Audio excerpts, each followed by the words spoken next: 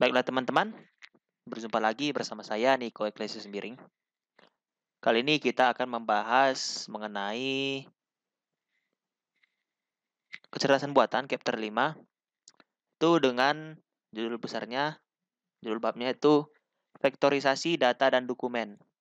Ini dia vektorisasi data dan dokumen. Kita langsung, ini terdiri dari soal teori dan soal praktek program. Kita langsung saja ke soal teorinya dulu ya. Di sini soal teorinya ini jelaskan kenapa kata-kata harus dilakukan vektorisasi. Nah, jadi kata-kata itu kita harus melakukan vektorisasi karena dia dan tujuannya itu untuk mengukur nilai kemunculan suatu kata yang serupa dari sebuah kalimat sehingga kata-kata tersebut dapat diprediksi kemunculannya. Atau juga dibuatnya vektorisasi dan digunakan untuk memprediksi bobot dari suatu kata. Misalkan ayam dan kucing itu kan sama-sama hewan, maka akan dibuat prediksi apakah kata tersebut akan muncul pada kalimat yang kira-kira memiliki bobot yang sama. Jadi ini ilustrasinya. Di sini ada kumpulan data kata-kata atau dokumen. Lalu dia sebelum diproses dan dilakukan vektorisasi data, maka akan dilakukan pembuatan dan terakhir dilakukan prediksi. Itu. Yang kedua itu menjelaskan mengapa dimensi dari vektor dataset Google bisa sampai 300. Nah, dimensi dataset Google ini bisa mencapai 300 dia karena dimensi dari vektornya itu digunakan untuk membandingkan bobot dari setiap kata. Misalkan terdapat kata dog atau cat pada database Google tersebut. Nah, setiap kata tersebut dibuat dimensi vektor 300. Dibuat dimensi vektor 300 untuk kata dog dan dimensi 300 dimensi vektor juga untuk cat gitu. Yang kemudian datanya itu kata tersebut dibandingkan bobot kesamaan katanya, maka akan muncul akurasi sekitar 70% biasanya itu. Kesamaan bobot dikarenakan kata dog dan cat sama-sama digunakan untuk hewan peliharaan. Dia ini ilustrasinya kenapa dia sampai 300 itu dilihat dari sini. Ini kan ada dataset Google, lalu dipilihlah data kata dog dan cat. Lalu di sini dia akan dibagi 300 cat 300 untuk dimensi vektornya dan dog juga 300. Lalu mereka ini disandingkan sehingga menghasilkan kesimpulan kesamaan bobot yang menggunakan kata dog dan cat ini sekitar kurang lebih 70% lah gitu. Lalu kita lanjut ke bagian 3. Nomor 3 ini jelaskan konsep vektorisasi untuk kata. Nah, vektorisasi untuk kata ini dibuat bertujuan untuk mengetahui kata tengah dari suatu kalimat atau kata utama atau objek utama pada suatu kalimat. Nah, contohnya kan kita membuat kalau di YouTube jangan lupa subscribe channel saya ya. Sekian, terima kasih gitu. Dan kata tengah tersebut merupakan channel yang memiliki bobot sebagai kata tengah dari suatu kalimat atau bobot sebagai objek dari suatu kalimat gitu. Nah, ini berkaitan dengan dimensi vektor pada dataset Google yang 300 tadi, karena dia untuk mendapatkan nilai atau bobot dari kata tengah tersebut didapatkan dari proses dimensiasi dari kata tersebut. Seperti ini dia ilustrasinya, kata-kata yang ada di awal akhir kalimat gitu. Ada please, ini kalau bahasa Inggris kan biasanya please take my in classroom gitu. Nah, dia akan dilakukan vektorisasi 300 dimensi kata.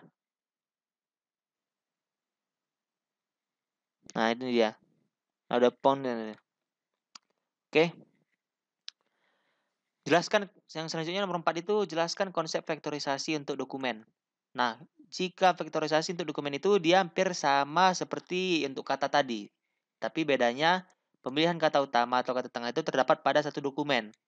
Jadi mesin ini akan membuat dimensi vektor 300 untuk satu dokumen dan nanti kata tengahnya itu akan disandingkan pada dokumen yang terdapat pada dokumen tersebut. Seperti ini. Hampir sama. Cuma di sininya dia bedanya dokumen. Terus ini kan prase. Nah, sehingga ada dokumen yang diidentifikasi gitu. Oke. Selanjutnya itu nomor 5 jelaskan apa min dan standar deviasi. Nah, min ini merupakan petunjuk terhadap kata yang diolah. Jika kata-kata itu akurasinya tinggi, berarti kata tersebut sering muncul. Dan begitu juga sebaliknya. Sedangkan standar deviasi itu merupakan standar untuk menerima kesalahan, sehingga kesalahan tersebut dianggap wajar. Misalnya kita akan memperkirakan kedalaman dari dataset yang merupakan 2 atau 3, tapi kenyataannya itu 5. Itu merupakan kesalahan, tapi masih bisa dianggap wajar karena masih mendekati perkiraan awal. Nah, ini ilustrasi standar minnya itu ini. Ini dog cat. Dia hasil akurasinya 70%. Itu hasilnya bagus itu. Tapi kalau kita sandingkan cat dengan spatula, apa hubungannya? Nah, dia menghasilkan hasil akurasi sebesar 12%. Itu hasilnya buruk. Karena dia akurasinya rendah gitu. Bukan akurasinya, familiarisasinya, kesamaannya gitu. Yang keenam itu jelaskan apa itu skipgram. Nah, skipgram itu adalah kebalikan dari konsep vektorisasi untuk kata, di mana kata tengah ini menjadi acuan terhadap kata-kata pelengkap dalam satu kalimat. Di sini kita bisa lihat sama seperti yang tadi, seperti konsep vektorisasi kata tadi, tapi dia dibalik diagramnya. Jadi kata yang diinputkan gitu dimasukkan, dilakukan vektorisasi menjadi kata-kata ini lagi. Itu tadi kalau bagian teori. Kalau ini sekarang kita akan masuk ke bagian praktek. Yang pertama ini nomor 1, cobalah dataset Google dan jelaskan vektor dari kata love, fade, fall, sick, clear, sign, back, car, wash, motor, dan cycle. Lalu kita coba untuk melakukan perbandingan. Perbandingan familiarisasinya dari masing-masing kata ini. Nah, selanjutnya kita jelaskan arti dari outputan familiaritas dari setiap baris kode yang dibuat. Jadi kita di sini akan membuat dan melihat vektor dari kata love, fade ini, love, fade dan sebagainya. Lalu kita akan membuat perbandingan familiarisasinya. Apakah dia hasilnya besar atau kecil? Nanti bisa kita lihat. Di sini kita menggunakan library Gensim. Nah, jadi kita menggunakan Gensim dengan melakukan perintah import, lalu dari library tersebut diambillah data yang akan digunakan untuk memproses data dari Google News. Untuk rumusnya dapat kita lihat dari sini. Kita menggunakan Jupyter. Kita buka. Kita import dulu Gensim-nya. Lalu kita buat variabelnya. Sini saya membuatnya GameMod Coco. Gensim model key vectors. Inilah dia. Lalu kita di sini menggunakan Google News vectors negatif 300 bin. Di sini kita buat GameMod Coco Love. Dan setelah itu dia muncul array-nya. Dia berjumlah 300 ini. Oke. Dia muncul. Lalu ini juga, ini untuk love. Ini selanjutnya kan ada fade. Untuk fade itu ini, kita panggil dia Game Mode Coco baru fade. Kata fade. Nah, di sini dia muncul arraynya, vektorisasinya dia ini. Lalu di sini kita panggil juga kata fall. Di sini kita panggil. Lalu di sini ada Coco seek. Kata seek kita panggil, ini dia hasilnya. Lalu Game Mode Coco ini clear. Lalu kita panggil. Ini dia hasilnya. Selanjutnya kata sign. Dan ketika kita panggil, ini dia hasilnya. Back. Dapat dilihat di sini.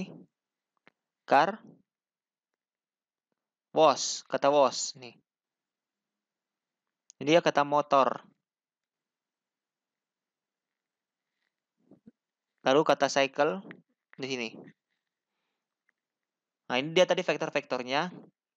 Selanjutnya kita dapat melihat, setelah kita buat tadi, kita panggillah similarity-nya.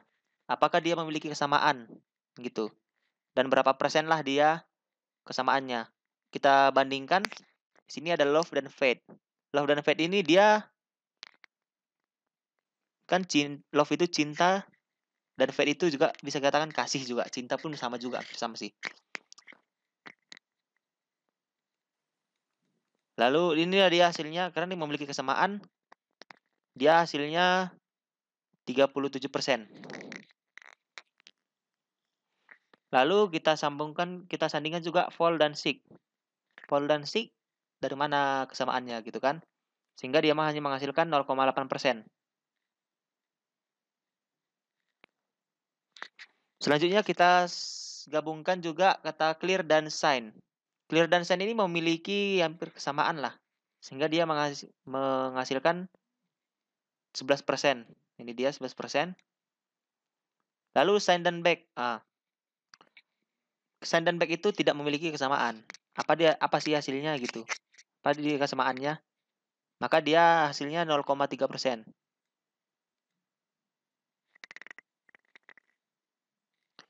Dan juga di sini ada car wash. Nah, car wash itu kan biasa kita gabungkan gitu. Car dan wash gitu. Sehingga dia memiliki kesamaan. Ini 20%.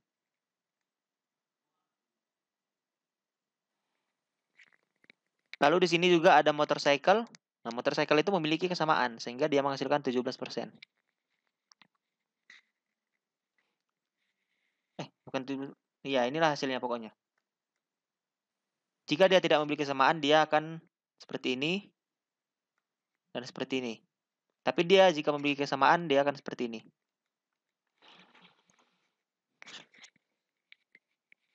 Kita lanjut.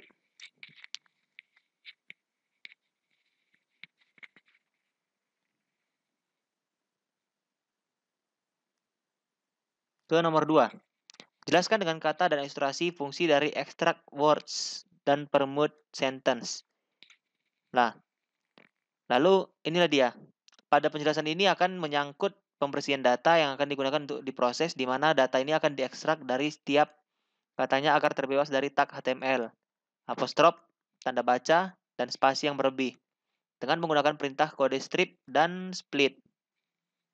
Lalu penggunaan library random akan dibuat untuk melakukan pengocokan data, dan acuan datanya adalah data yang terdapat pada variabel data. Dan untuk ilustrasi hasil kodenya dapat seperti ini. Kita melakukan import dulu, lalu kita lakukan ekstrak. Ini dia yang di atas untuk extract word, dan ini untuk permute sentence.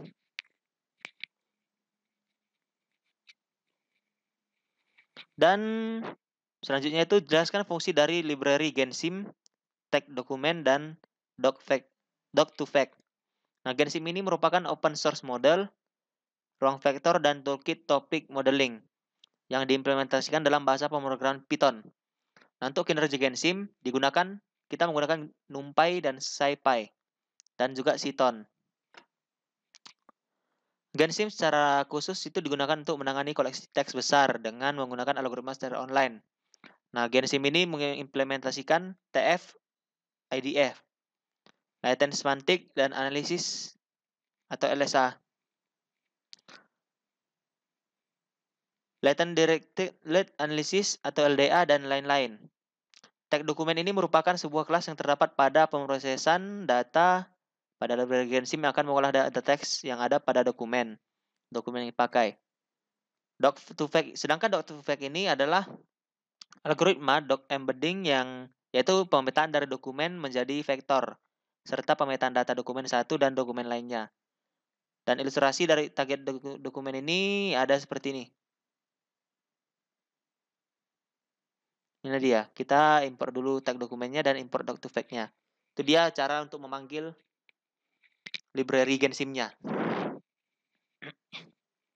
Lalu yang keempat, jelaskan dengan kata dan praktek cara menambahkan data training dari file yang dimasukkan pada variabel dalam rangka melatih model doc2vec. Nah, pertama-tama kita tentukan lebih dahulu tempat file dokumen tersebut kita simpan. Nah, kemudian import library OS. Setelah itu kita buat library unsub sentence yang berisikan array kosong. Selanjutnya tentukan file yang akan dimasukkan. Setelah itu kita lakukan OS listdir pada data yang akan dimasukkan. Kemudian semua data tersebut kita inisialisasi menjadi F. Kemudian nama F tersebut dimasukkan ke variabel unsub. Pada codingan tersebut merupakan praktikum untuk memasukkan data doc2vec. Ini dia kode datanya. Ini juga hasil di variabelnya. Kemudian ini kodenya. Dan ini variabelnya.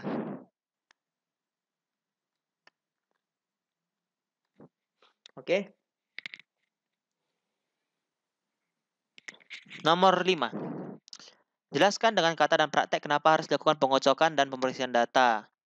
Nah, kita harus melakukan pembersihan dan pengocokan data ini supaya lebih gampang untuk diolah dan meningkatkan tingkat akurasi dari proses pengolahan data doc2vec. Kemudian kita harus dilakukan pembersihan data agar memori PC atau laptop yang digunakan itu untuk mengolah data menjadi ringan dan menambah performa dari mesin sendiri untuk codingan. Nah, ini. Selanjutnya kita membuat variabel baru dengan nama mute dan isi data kelas random pada unsub sentence. Kemudian setelah melakukan pengolahan data dilakukan pembersihan dengan menggunakan code. Ini proses pengocokan dan pembersihan datanya dilakukan dengan tahap melakukan shuffle dan randomisasi data terlebih dahulu. Kemudian dibuatlah variabel untuk membuat data unsub sentence, lalu dibuat code untuk membersihkan data memori. Ini dia pembuatan variabel muternya, muter untuk membuat data unsub sentence. Lalu kode untuk membersihkan data memorinya nih. Mod delete temporary training data. Lalu jelaskan nomor 6, jelaskan dengan kata dan praktek kenapa model harus di-save dan kenapa temporary training harus dihapus. Nah, model training ini harus kita save supaya dalam pengolahan data tidak perlu menjalankan kembali data vektorisasi serta untuk meringankan beban RAM komputer kita. Selain itu juga temporary harus dihapus guna meningkatkan performa komputer. Ini dia kode untuk menyimpan datanya, kita lakukan mod save, simpan dalam ini formatnya. Lalu ini model delete temporary, ini untuk menghapus temporary trainingnya. Lalu nomor 7, jalankan dengan kata dan praktek maksud dari infer kode. Nah, infer kode ini digunakan untuk membandingkan data doc2vec yang telah diolah dengan kata yang baru atau data yang ada dalam perintah vektor itu sendiri. Contohnya kita membandingkan kata I will go home. Kemudian untuk hasil running kode tersebut terdapat hasil vektor yang rata-rata berada pada kisaran 0,2-an. Berarti kata yang dimasukkan pada intervec diantaranya ada pada doc2vec atau ada data yang bobotnya menyamai kata dalam dokumen tersebut. Contohnya dia, kita panggil mode infer vector extract word I will go home. Ini dia arraynya. Nomor 8. Jelaskan dengan praktek dan kata maksud dari Cosin similarity. Nah, Cosin similarity ini merupakan sebuah algoritma yang digunakan untuk membandingkan dari dua buah data yang bukan merupakan data vektor untuk menguji nilai kemiripan data satu dengan data lainnya. Setelah kita melakukan pengolahan data, doc2vec dilakukan, kemudian kita melakukan Cosin similarity. Ya, ini tadi tujuannya untuk membandingkan data yang berisikan bahasa Inggris dengan data yang telah diolah tadi. Apakah mirip atau tidak? Contohnya ini.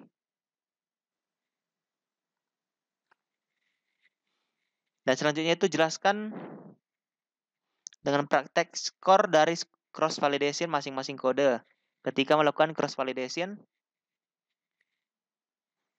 pertama ini, nah ketika melakukan cross validation ini, pertama kita masukkan terlebih dahulu metode K-Neckborn Classifier atau Random Forest Classifier dari library sklearn.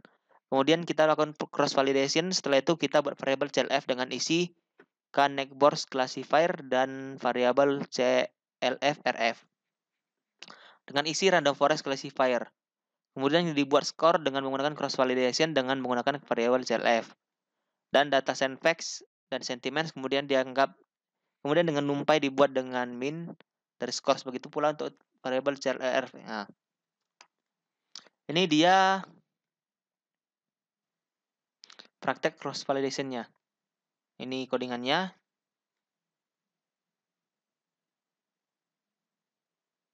Dapat dilihat ini dia.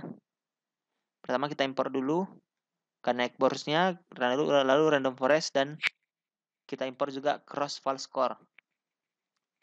Lalu ini dia. Kita panggil clf-nya. clf-rf kita buat dulu. Lalu kita buat juga scores, print. Ini untuk menampilkannya. Ini saja teman-teman. Bagian chapter 5 dari kecerdasan buatan dengan judul vektorisasi kata dan dokumen.